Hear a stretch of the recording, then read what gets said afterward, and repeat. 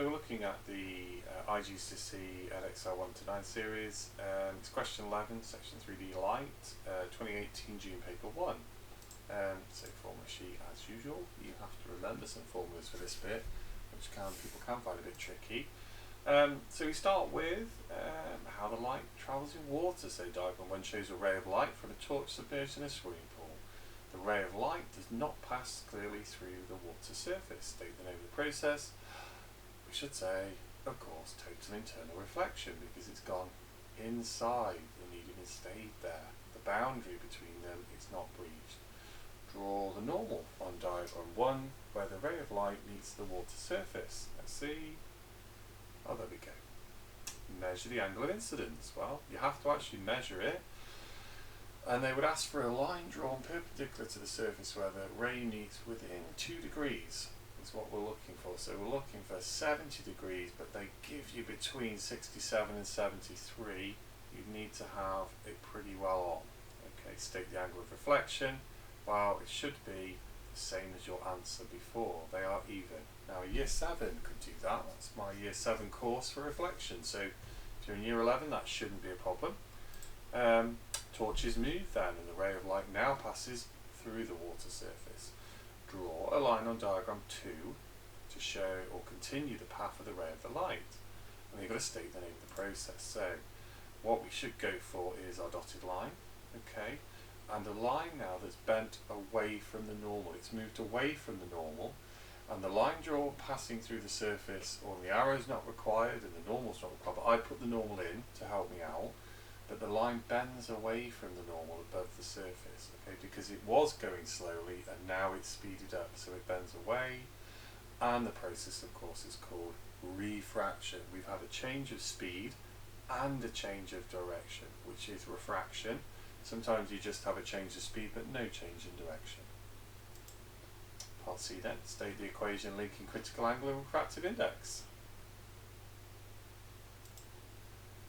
Sine C is 1 over n, or an arrangement. You could have 1 over sine C is n the refractive index. Now the refractive index of water is 1.33.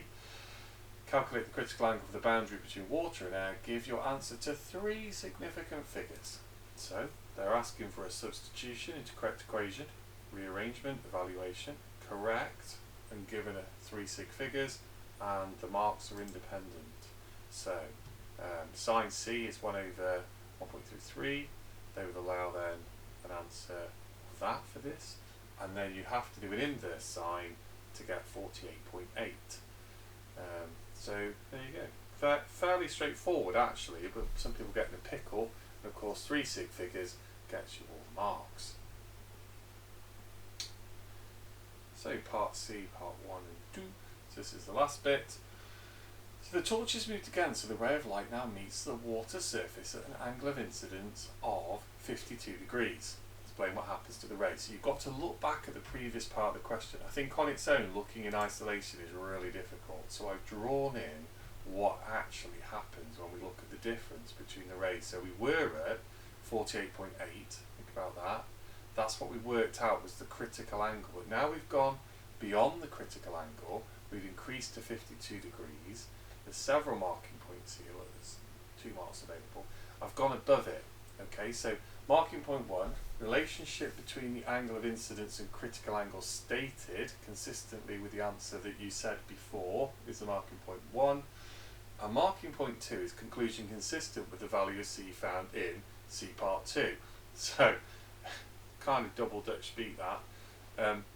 For example then, if we were correct in our original part, so say we had worked it out properly at 48.8, I would say if the incident angle 52 degrees and is less than 48.8, which is the critical angle, so you will get total internal reflection, yeah? Or reflection, you might just say reflection. If it was the opposite way around and say that that angle was out here, I'd written an answer that was out here, then it would just refract and go up there. So it depends entirely on what you've put. Anyway, there you go, that's question 11. Done.